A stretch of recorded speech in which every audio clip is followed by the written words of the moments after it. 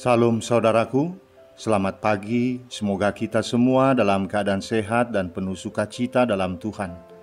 Marilah kita menggunakan waktu sejenak untuk berdoa, membaca dan merenungkan firman Tuhan sebagai sumber kekuatan, inspirasi dan motivasi bagi kita hari ini. Rabu, 27 Oktober 2021. Sebelumnya mari kita berdoa. Bapa di surga, kami bersyukur atas hari yang indah ini, hari yang penuh harapan. Kami akan merenungkan firman-Mu. Kiranya Roh Kudus menerangi hati dan pikiran kami, agar kami sungguh memahami firman-Mu. Dalam nama Tuhan Yesus Kristus kami berdoa.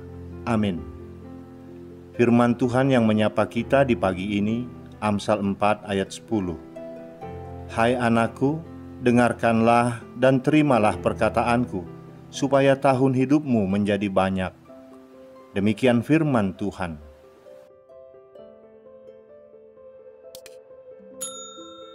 Saudaraku, tentunya kita semua ingin berumur panjang. Banyak orang yang terobsesi dengan panjangnya masa hidup, sehingga tidak heran jika banyak uang dan waktu yang dihabiskan untuk membeli vitamin, obat-obatan, operasi, diet, dan melakukan program olahraga. Renungan hari ini menawarkan salah satu rahasia umur panjang. Namun hanya sedikit orang yang akan tertarik, karena umur panjang yang ditawarkan membutuhkan kerendahan hati dan ketaatan. Kebanyakan orang lebih suka membayar placebo, yaitu obat kosong yang tak berguna, daripada mendengarkan nasihat. Amsal ini mengingatkan kita bahwa perkataan yang mengandung nasihat dan didikan itu perlu untuk didengar dan diterima dalam hati. Umur panjang akan menjadi bagian dan dinikmati orang-orang yang mengasihi dan menghormati ayah dan ibunya, yakni dengan mendengarkan mereka dan mengikuti nasihat, didikan, dan pengajaran mereka. Nasihat, didikan, dan pengajaran dari orang tua kita tidak melulu berupa arahan, tapi bisa juga bernada teguran yang akan membuat telinga dan hati kita panas. Walau demikian, teguran itu dilandasi oleh kasih sayang mereka kepada anak-anaknya.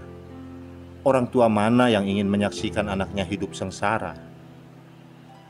Saudaraku, hampir di semua jalan raya dilengkapi dengan markah jalan. Markah jalan adalah suatu tanda yang berada di antara permukaan jalan, yang meliputi peralatan atau tanda yang membentuk garis membujur, garis melintang, garis serong, serta lambang lainnya yang berfungsi untuk mengarahkan arus lalu lintas dan membatasi daerah kepentingan lalu lintas. Markah jalan berfungsi untuk mengatur lalu lintas, memperingatkan atau menuntun pengguna jalan dalam berlalu lintas.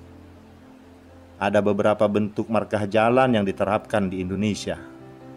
Garis serta gambar yang terdapat di atas aspal tersebut tentunya punya arti sendiri-sendiri, yang fungsi utamanya mengatur tertib lalu lintas dan menghindari resiko terjadinya kecelakaan.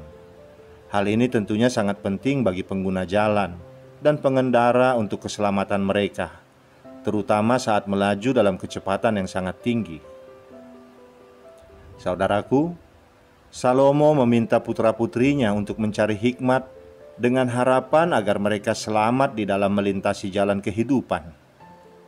Salomo berkata dalam ayat 11 dan 12 bahwa hikmat akan memimpin mereka di jalan yang lurus dan menjaga mereka agar tidak tersandung, seperti markah jalan tadi. Harapan terbesarnya sebagai orang tua adalah agar anak-anaknya menikmati hidup yang berkelimpahan, bebas dari kerusakan yang akan dialami ketika hidup jauh dari hikmat Allah. Allah sebagai Bapa kita yang penuh kasih juga memberikan markah jalan sebagai panduan dalam Alkitab. Meskipun Allah memberikan kebebasan kepada kita untuk bergerak kemanapun kita suka, hikmat yang Dia berikan dalam firman-Nya seperti garis-garis penanda dalam lintasan perjalanan hidup kita. Firman-Nya itu mengajarkan dan menuntun orang-orang menuju jalan lurus. Di jalan lurus yang adalah jalan kebenaran, sesuai dengan firman Tuhan itu, kita akan aman, nyaman, dan damai. langkah kaki kita tidak terhambat, dan jika kita berlari, tidak akan tersandung, karena jalan lurus itu aman dan nyaman bagi hidup kita.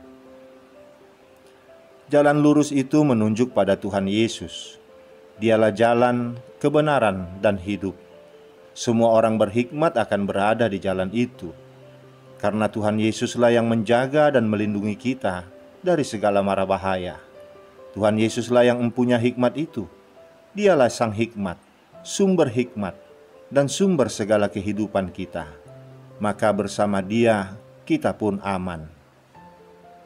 Saudaraku, dengarkanlah dan turutilah hikmat yang diajarkan Salomo kepada kita ini. Hikmat itu mengajarkan kita untuk mengasihi dan menghormati orang tua. Hikmat mengajarkan kita memusuhi kesesatan terhadap firman Tuhan, karena dasar hikmat adalah takut akan Tuhan dan taat pada firman-Nya. Hikmat itu juga telah mengajarkan orang tua bertindak bijak dan tidak menyakiti anak-anaknya, sehingga di hari-hari hidupnya ada kedamaian dan kesukaan yang membuat hati gembira dan bahagia. Orang berhikmat diberi umur panjang karena kasih dan kesetiaannya pada Tuhan dan ketulusannya bagi sesama manusia, terutama rasa hormatnya kepada orang tua. Keluarga Kristen haruslah hidup dalam hikmat Kristus, sebab dengan demikian kita menikmati umur panjang, diberkati, nyaman, damai, dan sejahtera. Lebih dari itu, kita menerima keselamatan sempurna dalam Tuhan Yesus, Juru Selamat dunia. Amin. Kita berdoa. Bapa di sorga, berilah kami hati yang mau mendengar nasihat dan didikan orang tua. Jauhkan dari kami hati yang meremehkan dan mengabaikan nasihat mereka. Dan tuntunlah kami agar hidup dalam hikmat dan firman-Mu, agar melalui hidup kami nama-Mu dimuliakan. Terima kasih Bapa, dalam nama anak-Mu Tuhan Yesus Kristus kami berdoa. Amin.